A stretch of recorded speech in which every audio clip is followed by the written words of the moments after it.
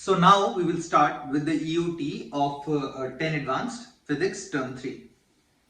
In this, basically in 10 Advanced, you have like 15 MCQ questions, like multiple choice, which is 4 marks each. That is total 60 marks. And you have 5 writing questions. Instead of 4 writing questions like other classes, we have 5 writing questions worth 8 marks each. Like some of them will be 8, some of them will be 7, and then eventually it will turn out to be as 40, and therefore the total marks are 100. Majorly in 10 Advanced, it is divided in 2 parts. One is the electrodynamics, electromagnetism, in which you have Faraday's laws, EMF, induced and all that. And the other part is a slight introduction, not too much, but about light and electromagnetic waves. And in light, specifically the wave character of light.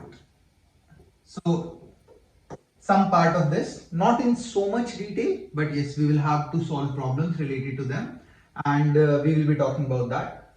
So what we will do is, we will first start with the light and electromagnetic waves, like electromagnetic waves part, and then after that we'll move to the electromagnetism part.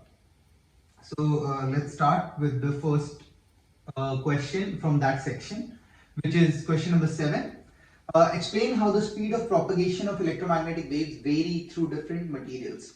So there are some things which you should know about electromagnetic waves. We have discussed this in class. Like all electromagnetic waves in vacuum, basically when we talk about electromagnetic waves, we are talking about electric field and magnetic field together. So something like these are the electric field lines, or these are the electric field waves. And when I say electric field waves, what I exactly mean by this is that electric field strength is increasing in one direction, then it becomes 0, then it increasing in the other direction, and like that. And it keeps moving. And there is a magnetic field vector element of it, which is perpendicular to each other. So we say E cross B will basically give me the direction of propagation. So if electric field is here, okay, most like I'd say that almost entire physics work on the cross product rules if we talk about directions, like vector cross product. So all you have to do is, like if I have a vector A and this is another vector B, and I need to find out the direction of a vector C which is equal to A cross B. Then I take my right hand, place my fingers towards A and curl it towards B. Remember, right hand, place my fingers towards the first vector, then curl it towards the second vector. The thumb is pointing the direction of C. So here it is coming out, I can represent it as dot.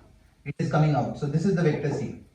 So E cross B will give me the direction of electric, where exactly the wave is going.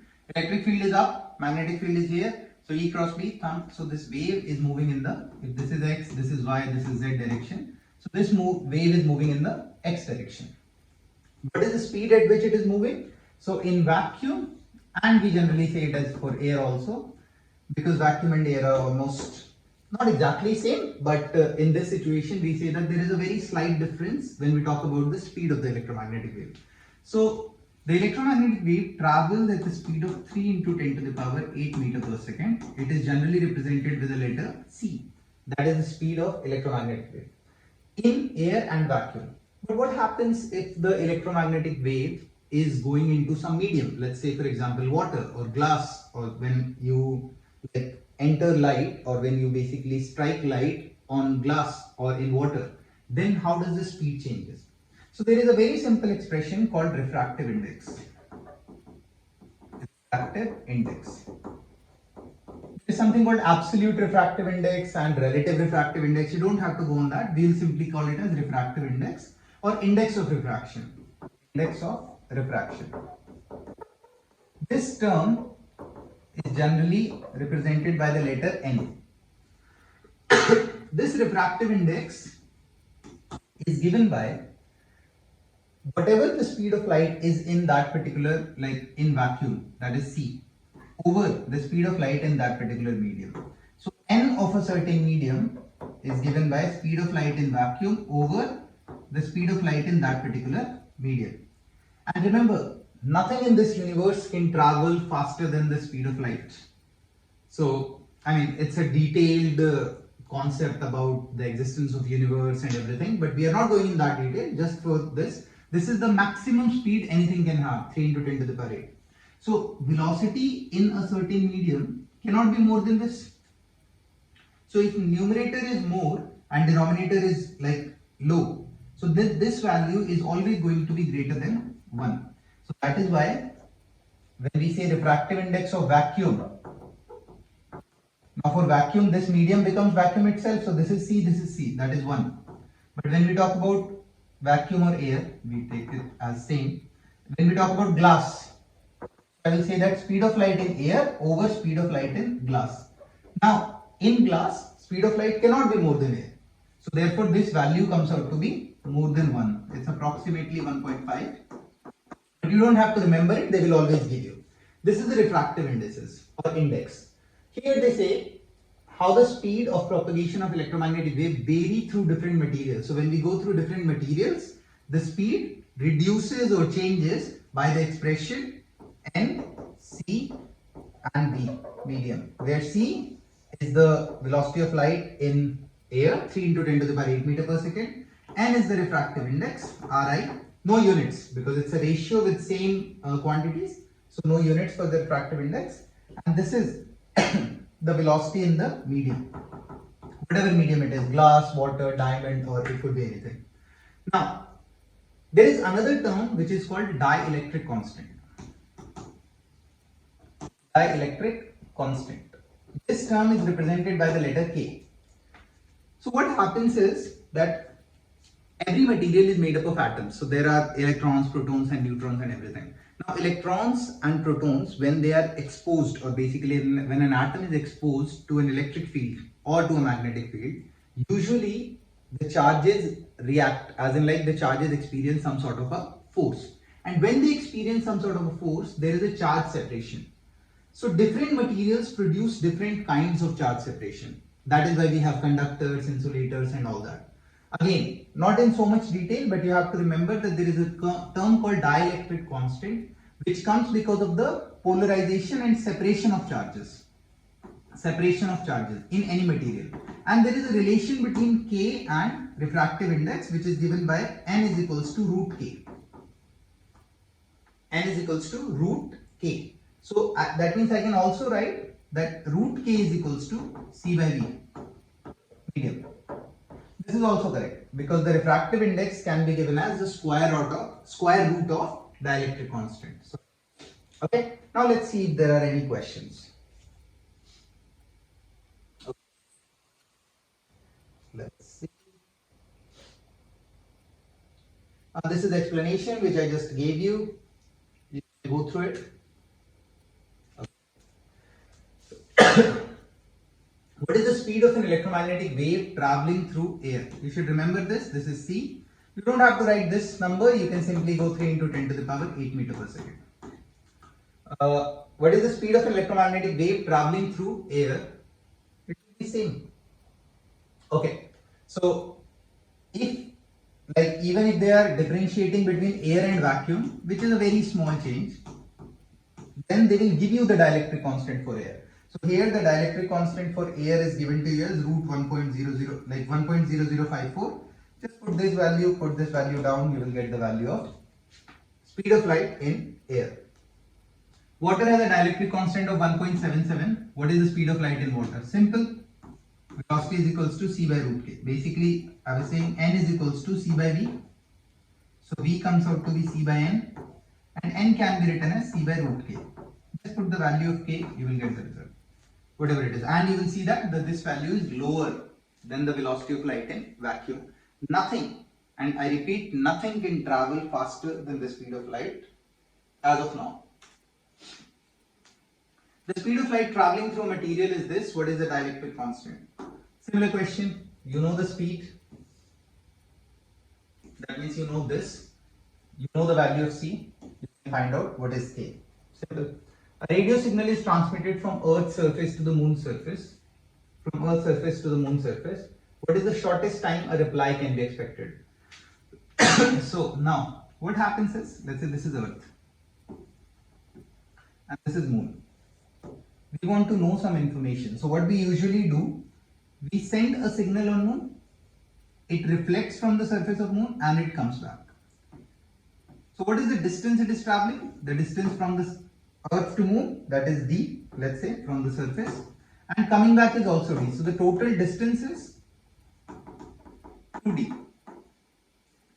And they have given you the distance 376,290. So it will become 2 times 376,290 times 1000 because it's kilometers. So I have to change it to meters. What is the shortest time a reply can be expected? Now the fastest, all electromagnetic wave travel with the same speed in vacuum, 3 into 10 to the power 8 meter per second. So I know the speed already and nothing can go faster than this. This is distance. I know the speed 3 into 10 to the power 8 meter per second. Can't I find the time, which is distance over speed? Get the time, whatever is the value, just solve it, you will get the result. Simple question, water has a dielectric constant of 1.77. Dielectric constant is K. What is the speed of light in water? So, D. I'm not solving all the questions, try them. Even in fact it's solved here, and then, but I would recommend that try it by yourself first and then verify your answers with the answers given here. The dielectric constant of a ruby mica is this. What is the speed of light as it passes through? Similar question. Again, no changes. 8. Learning objective. Apply the wave equation to calculate the wavelength, frequency or speed of electromagnetic waves. There is one major wave equation which you already know. Velocity, wavelength, frequency. When we talk about electromagnetic waves, this velocity changes to c, that is the speed of light. But this, in different mediums, the speed of light changes. Basically, speed of light in different mediums is c by n, the refractive index. So this equation entirely will change into c by n lambda f. Basically, c over n is equals to lambda times f. This is the new equation, or I can say that velocity, whatever is the velocity, is equals to lambda times f, where velocity is c by n. Accordingly, we will solve it. N is the refractive index of the particular medium. So let's see. Okay, it's just the explanation of whatever I told you. All types of electromagnetic wave travel at the speed of light, air, space, vacuum, different situations, and refractive index is used before. You can just go through it. What is the wavelength of green light? That is the frequency of this, and travel in vacuum. Not very difficult. Again, this is the frequency, and it's traveling in vacuum, so I know the speed, 3 into 10 to the power 8 meter per second. And what is the wavelength? You need to find lambda. Equation, put the value, you will get the result. An electromagnetic wave has a frequency of this. What is the wavelength? Similar question. Try solving it. Slow it down. Go through the questions one by one and just. What is the frequency of an EM wave of wavelength this and travel in vacuum? Similar question. Which of the following types of electromagnetic radiation levels travels at the greatest speed in the vacuum? It does not matter what is the wavelength of the electromagnetic wave or what is the frequency of the electromagnetic wave. All electromagnetic wave travel at the same speed in vacuum, that is 3 into 10 to the power 8 meter per second. Remember, all electromagnetic radiation travel at the same speed in vacuum, only in vacuum. In mediums it changes. The wave frequency is measured by hertz. What does 1 hertz equal to? So frequency is 1 by time. So 1 hertz is basically 1 by second or second inverse. That is what we call as 1 hertz. What is the frequency of an EM wave? That is a wavelength. This again easy question. A certain radio station broadcasts with waves that are 2.87 meter long. What is the frequency of the waves? If you know that the wavelength is 2.87 meter and it's radio signal. So radio is electromagnetic wave, which is 3 into 10 to the power 8 meter per second is the speed. So I know the speed, I know the wavelength, I can find the frequency. An electromagnetic wave has a frequency of this. What is the wavelength of the wave? Again, simple question. The graph shows an electromagnetic wave where E is the electric field and B is the magnetic field. What is the direction of the wave velocity? This is what I explained in question number 7. E is up, B is here. So E is here, B is here, Z. What is the direction of the wave velocity? So E cross B, B is out. So E cross B, thumb is pointing there. So this is the direction of velocity, which is positive x, in a direction that is at a non-zero angle to each of the axes. The graph shows an electromagnetic wave where E is the electric field and B is the magnetic field. What is the direction of the wave's velocity? Along the x-axis only, along the y-axis only, along the z-axis only, in a direction that is at a non-zero angle to each of the axes. Let me read the question if I have read something wrong. X, y, z, z, e cross b. No, the answer for this will be along the x-axis in the positive x direction. Okay? In a direction that is at a non-zero angle to each of the axes. No, not exactly. When we talk about the direction of the velocity of the wave is traveling in the forward direction along the plus x-axis. The graph shows an electromagnetic wave where E is the electric field and B is the magnetic field. What is the direction of the wave's velocity? It's the same question. The graph shows an electromagnetic wave where E is the electric field and B is the magnetic field. What is the direction of the wave velocity? The graph shows an electromagnetic wave where E is the electric field and B is the magnetic field. What is the direction of the wave's velocity? Along the x-axis only. Yes. So I think it's a mistake. I haven't made this file. Somebody else has made it. Thank you to them. It happens sometimes that they might have by mistake chosen the wrong answer. Anyway, the answer for this will be along the x-axis only, or along the positive x to be more precise.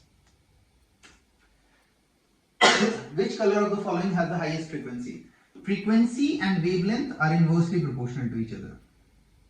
So I can say that wavelength is inversely proportional to frequency. That means more wavelength, less frequency. So this works like that. So which color of the following has the highest frequency? So remember this, VIBGYOR. Red has the maximum wavelength in color wise, and this has the lowest wavelength. So this will have the highest frequency and this will have the lowest frequency. Okay. What are they asking? Highest frequency. So violet. That's the correct answer. You have to move from here to here. So if they give you blue, green, so the answer is blue, like that. Question 9. Determine the determine the optimal length or orientation of an antenna for the best reception of a given wave. Okay, you must not have seen it, but long back there used to be antennas like this. There used to be a string like a rod, and then they used to be like structures like this. This was an antenna. Different lengths were given. The antenna. Now, these were the rods. They used to receive the signals of the electromagnetic wave. The optimum length of an antenna is considered to be whatever is the wavelength you are going to receive. So when the transmission happens, or when you watch, let's say, football in your home, so the broadcasting signals are sent. Those are electromagnetic waves. Those electromagnetic waves are received by the antennas. Nowadays antennas are in the TV inbuilt and things like that. Long back there used to be antennas like this. Now these lengths were multiple lengths because mixed frequencies were sent to us, and the frequency or the optimal length of an antenna to receive a frequency is considered to be half of its wavelength. Because what happens is, we are talking about that there is a rod, and on that rod we are catching the maximum frequencies, like maximum voltages of the electric field. It might seem confusing. You just have to remember that the length of the antenna to receive the best signal is half of its wavelength.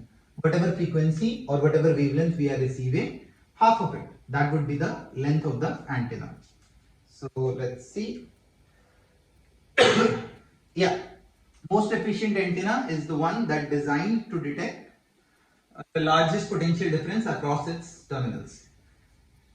The acceleration of the electrons in the metal of an antenna is largest when the antenna is positioned in the same direction as the wave polarization. That is when it is parallel to the direction of wave's electric field. The antenna should be placed parallel to the direction of the electric field. The length of the antenna is half the wavelength of the wave, half lambda.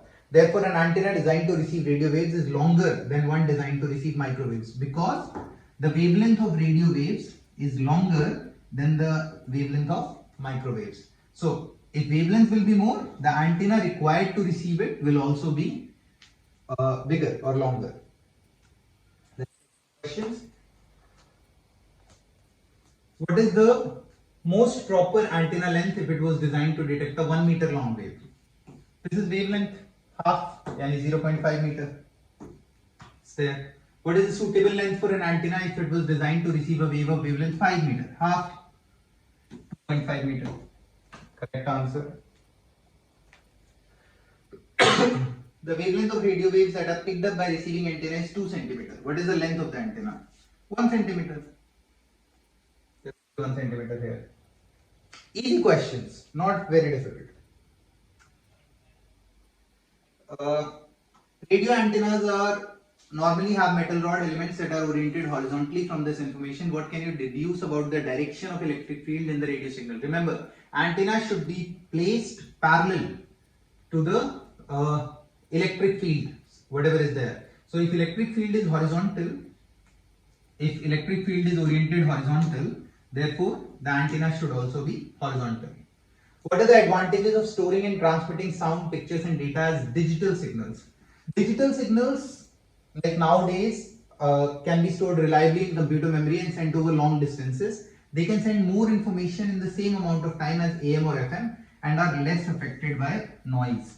So back then when the broadcasting used to happen, it was not like HD or 4K.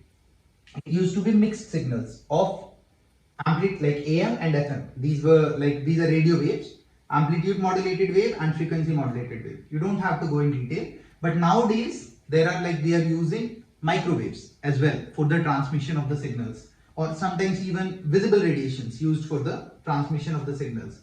These signals can carry more data or more data relatively better without mixing of the noise, because it does not get picked up in between.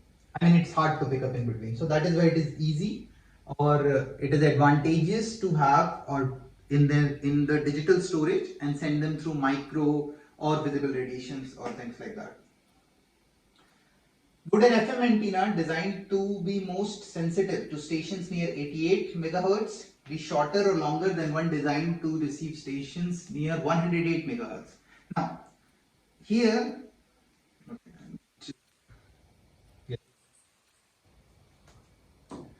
most sensitive to stations 88 MHz. That means the wavelength is longer, because frequency is 88 and here frequency is 108. So here wavelength will be shorter. So the longer wavelength would have long antenna, the shorter wavelength would have short antenna. So yes, longer. They are asking, would an FM antenna designed to be most sensitive to stations near 88 be shorter or longer? So the answer is longer than the 108. More wavelength, long antenna, because it is half of the wavelength.